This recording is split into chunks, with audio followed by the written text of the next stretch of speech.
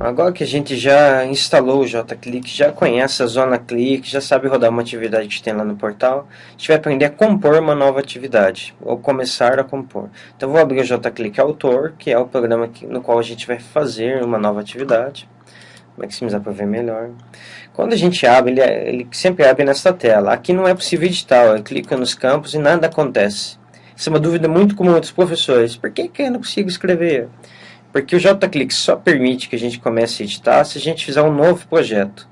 Por que é um projeto e não atividade? Porque um projeto tem diversas atividades. É um portfólio de atividades dentro de um conteúdo. Então eu vou escolher um novo projeto. Aqui ele vai pedir um nome para esse projeto. Neste caso aqui eu vou colocar aula JClick, por exemplo, né? E aqui embaixo ele já está me dizendo a pasta na qual ele vai salvar esse projeto. Isso é fundamental para mim achar o arquivo depois. É muito comum as pessoas salvarem e uma atividade não achar mais ela, né? Então, o conselho que eu dou é que caso você não conheça bem esta pasta, que no meu caso aqui é Home Multimeios, que você venha procurar e coloque em uma pasta que você tenha mais domínio. Por exemplo, área de trabalho, downloads, documentos, né? Eu vou deixar nesta padrão, né? Eu clico em OK, ele já criou neste momento ele criou essa pasta, no qual vai ser salvo todos os recursos que a gente utilizar. Aqui já vem um título, uma descrição, então eu posso já colocar um pequeno texto para quem for utilizar a atividade conhecer melhor.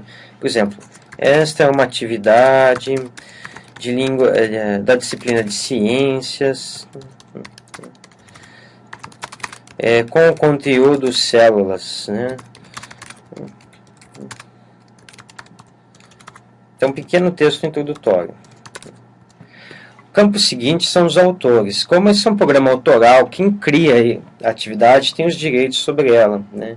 Então, para que você seja reconhecido sobre sua obra, você clica nesse botão mais e coloca os seus dados de autoria, pensando que você pode publicar essa atividade para o mundo inteiro, né?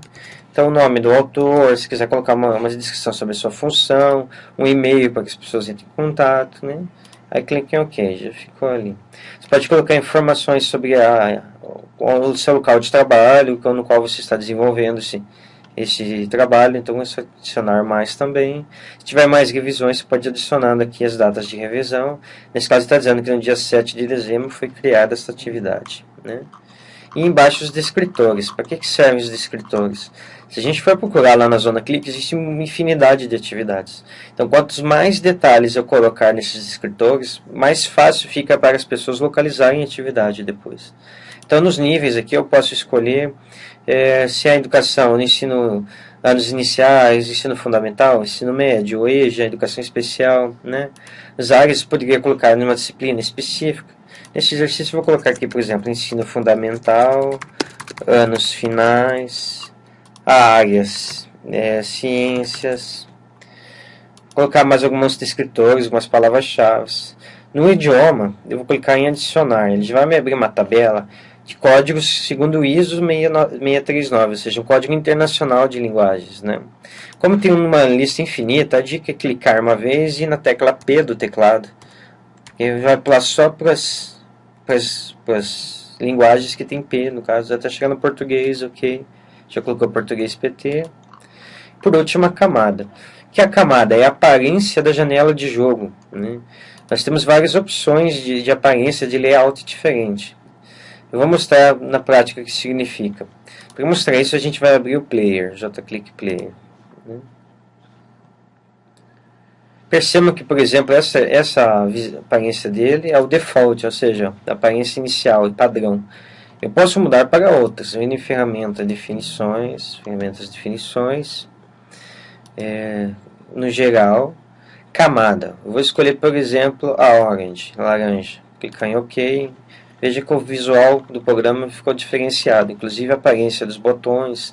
Alguns layouts mudam a posição desses botões. Testar mais uma, por exemplo. A mini que é mais simplista, OK. Vejam que sumiram vários botões aqui embaixo, né? Eles foram recolocados aqui para o lado. Então essa é uma questão apenas estética da escolha do autor mesmo, que a gente já pode definir aqui. Sons de evento, a gente pode já definir, colocar um som, por exemplo, para quando a atividade for iniciar, quando a ação que for feita na atividade estiver correta, quando a pessoa errar. Então, diversos tipos de som a gente pode escolher clicando neste ícone, novo objeto de mídia, e localizando o arquivo de som no seu computador, e depois só clicar em abrir. Né? E aí a gente pode atribuir para cada ação que foi feita durante a atividade. Né?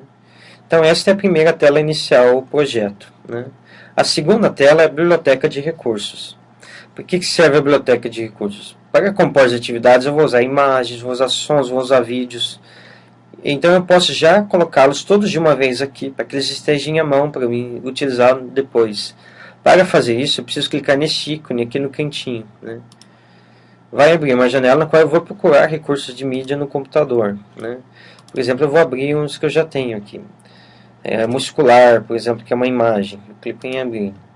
E vai perguntar para mim assim, essa imagem está numa pasta diferente da do qual está o meu projeto.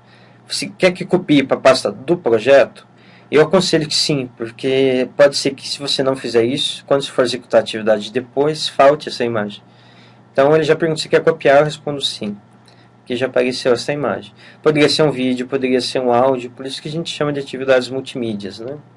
Aqui tem algumas opções, como por exemplo, como localizar, apagar. Né? Essa ferramenta básica. Depois a gente vai para a guia atividades. Aqui a gente vai começar de fato a compor uma atividade. Né? Aqui está em branco, não há nenhuma opção, porque ainda não escolhemos nenhuma atividade. Para começar, a gente tem que clicar neste ícone no cantinho, né? Que é uma nova atividade. Ele abre uma lista dos tipos de atividades existentes, então já existem os formatos definidos, a gente não cria novos, a gente usa a partir dos que já existem. Né? Então tem de associação simples, complexa. Quando eu clico sobre o nome, eu vou pegar simples, por exemplo, ele já dá uma pequena explicação de como é essa atividade, como ela funciona. Aqui embaixo eu sou obrigado a dar um nome para essa atividade, senão ele não aceita. Se eu der o clique aqui, ele não vai deixar. Ó. Deve indicar o nome para a atividade, então eu preciso indicar o nome. Por quê? No meu projeto eu vou ter várias atividades, pode ser que eu coloque 10 atividades, por exemplo. E pode ser que tenha duas atividades diferentes de associação simples. Então eu preciso dar um nome diferente para cada um, para que depois eu consiga saber qual é qual. Né? Então eu poderia chamar, por exemplo, de associação simples 1 para diferenciar de outra. E ok. Agora ela já aparece aqui na lista. E aqui aparece uma janela de configuração com 4 abas. Né? Primeiro campo descrição, nós temos o tipo de atividade, o nome. Podemos inserir uma descrição dessa atividade, não do projeto. Aquela descrição que a gente colocou aqui é uma descrição do projeto como um todo. Né? E ali a gente vai colocar uma descrição da atividade. Então aqui é do projeto completo. E aqui é uma descrição dessa atividade em específico. Relatórios. O que são relatórios? Ao jogar, quando o aluno termina uma atividade, o JClick nos fornece um relatório para a gente saber se ele acertou, se ele não acertou. Então pode ser uma ferramenta interessante para ser usada como forma de avaliação. Né? Vou abrir uma atividade e mostrar como é que isso funciona. Né? Então já tem uma que tinha elaborado anteriormente, algumas telas de explicação, e aqui eu tenho um jogo. Escolhi, por exemplo, a atividade de quebra-cabeças. Né? Então, um quebra-cabeças duplo, vou pegar as peças aqui e montar do lado ali. Então, vou encaixar rapidamente para a gente mostrar como é que funciona o relatório. É preciso terminar de jogar para que se crie um relatório. Okay? Como fazer uma atividade de quebra-cabeça, a gente vai ensinar na próxima. Na sequência, a gente mostra como é que se faz. Né? Completei a atividade, apareceu esses dedinhos com o V de vitória, né? Significa que eu terminei. Se eu clicar aqui nesse botão JClick, ele vai abrir o relatório da atividade. E aqui ele está dizendo, ó, por exemplo, de todas as atividades previstas, que são 13, eu só fiz a última, 13, ele está dizendo sim, correto, ou seja, essa aqui eu acertei. Para isso eu fiz 8 ações. Então é interessante porque ele marca quantas ações foram realizadas. Se a pessoa fizer mais de uma vez, a gente pode perceber o avanço dela no processo de aprendizagem. Né? A gente pode deixar o aluno fazer várias vezes e comparar as telas e mostrar para ele o quanto ele avançou. Neste caso, eu levei 34 segundos. Né? Poderia tentar fazer de novo para ver se diminuiria esse tempo. Essa ferramenta é interessante justamente para a gente fazer a avaliação. Poderia apertar a tecla Print Screen do teclado, copiar essa imagem e salvar num documento de Word, por exemplo, para depois compor um relatório final. Né? Então, para isso que serve esse item de relatórios aqui. Se a gente marcar incluir esta atividade nos relatórios, ele vai aparecer naquela lista. Se eu não incluir, ele não vai aparecer, ele não vai gerar relatório.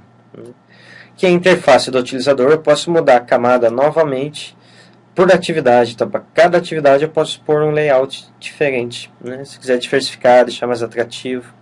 O gerador automático de conteúdo, ele gera já atividades para matemática, língua portuguesa, sem que a gente precise criar uma atividade. Contadores de tempo, isso aqui é mais interessante para a gente testar agora. Temos contador de tempo, contador de tentativas e contador de acertos, né? Bom, se eu só deixar ativado o contador de tempo, ele vai marcar o tempo que ele veio para fazer a atividade. Porém, eu posso deixar mais difícil, eu posso predeterminar um tempo. Eu posso dizer para o meu aluno assim, você tem 60 segundos para terminar essa atividade. Vou marcar aqui nesse botão. Agora, isso significa que se der 60 segundos e ele não fez, a atividade vai bloquear e ele vai ficar como não concluído. Posso também limitar o número de tentativas. Dizer assim para o meu aluno, você pode tentar no máximo 10 vezes. Senão você não vai ser concluinte dessa atividade. E ainda o contador de acertos.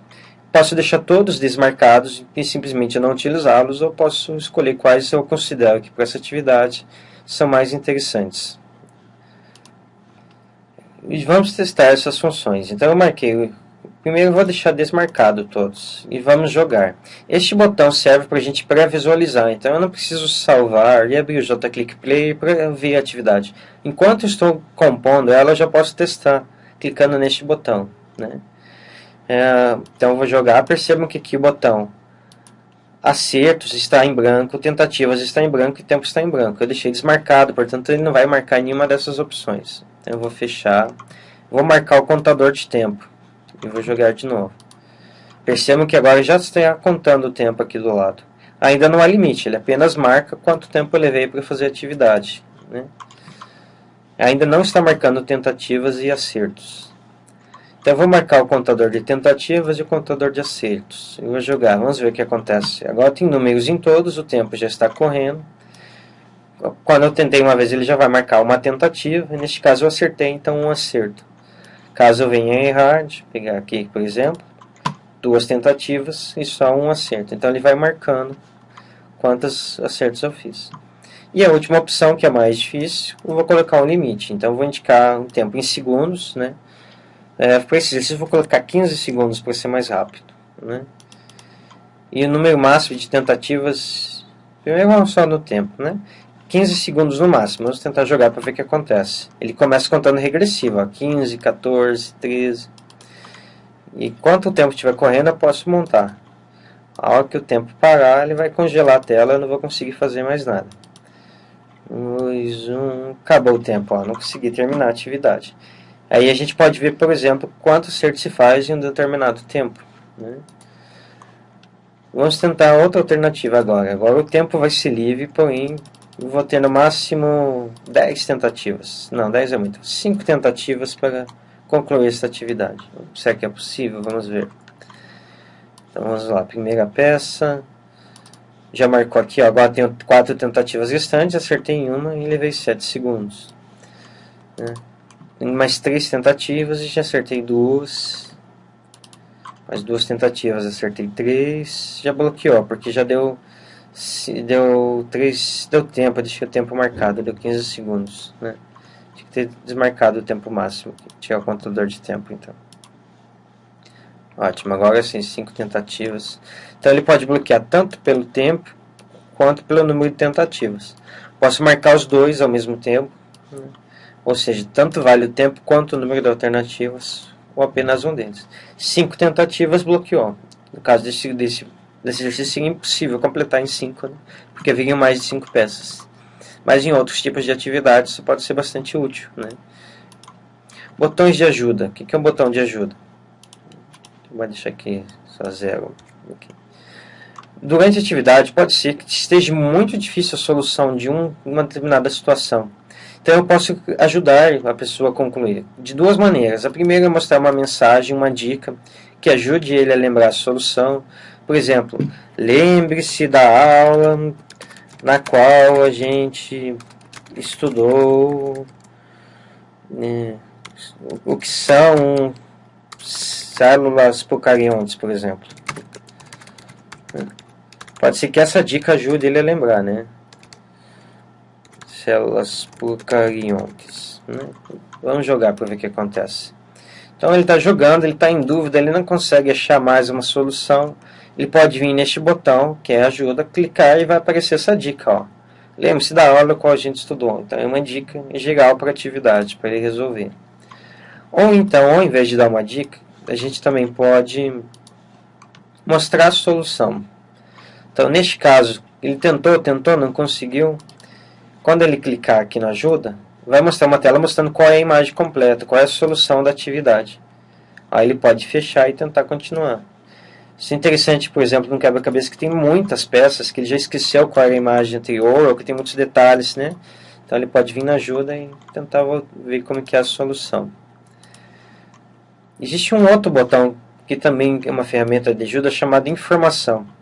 Neste caso eu posso seguir um site, uma webpage, na qual, quando ele clicar em informação, vai abrir este site, para que lá ele tente encontrar a solução, né?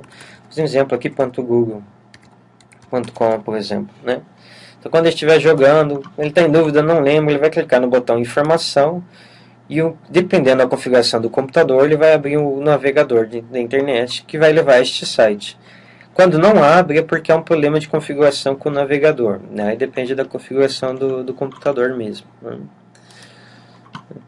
Por último, nós temos aqui arrastar, comportamento, arrastar em misturas.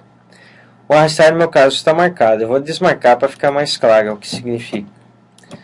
Vocês lembram que antes eu clicava na peça e trazia lá para cá. Agora que eu desmarquei o arrastar, no caso do jogo de memória, é sempre assim que funciona, de quebra-cabeça. Mas em outras atividades, não. Ele, ao invés de ele trazer a peça, ele vai fazer um risco, indicando a solução. Então a peça vai continuar aqui, mas ele vai marcar uma linha até onde seria a solução.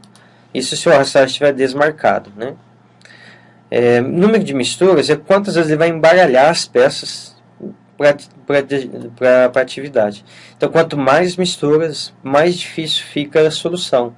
Quanto menos misturas, mais fácil de se prever o resultado. Então, se eu colocar aqui 100 misturas, por exemplo, é como se ele embaralhasse muito mais vezes as peças antes de eu jogar novamente, né? E marcar a ordem de resolução serve para as atividades que precisam de uma ordem, de uma sequência. Então ele só vai conseguir resolver naquela sequência. Se eu clicar nesse botão, ele vai ter que fazer primeiro a alternativa 1, depois a 2, depois a 3. Não há como ele resolver a 3 antes da 1, por exemplo. Para isso serve este botão. Últimas ferramentas ainda. A gente já vai falar de janela, mensagens e painéis. Mas ainda entendendo o autor, depois que a gente já fez uma atividade, nós temos uma opção de criar um lançador na web, ou seja, o applet, igual eu mostrei no site anteriormente. Então vamos imaginar que eu já terminei esse projeto, cliquei em guardar para salvá-lo. Ele sempre pergunta assim: os objetos que estão na biblioteca não foram utilizados, você quer apagar para não ocupar espaço em disco? Pode ser que você queira voltar futuramente e continuar o seu trabalho, e você queira deixar eles lá. Então, se você não quer apagar, você clica em não. Se você quer apagar esses, por exemplo, imagens, você clica em sim. Caso eu vou dizer não, ele já salvou o projeto. Agora eu vou criar um lançador para ser usado no navegador da internet. Então eu venho em ferramentas, criar página web, vou dar um nome para essa página, já conhecendo célula. Eu posso fazer com que o apt ocupe toda a janela, todo o espaço do navegador, ou eu posso definir um tamanho, pré-definir um tamanho para ele. Eu vou deixar que ocupe todos, e ok. Pedir para salvar, e aqui tem um detalhe importante, ele só vai funcionar se esta página HTML estiver na mesma pasta do projeto. Se eu salvar em outra pasta, ele não vai funcionar, né? Então vou salvar na mesma pasta, guardar.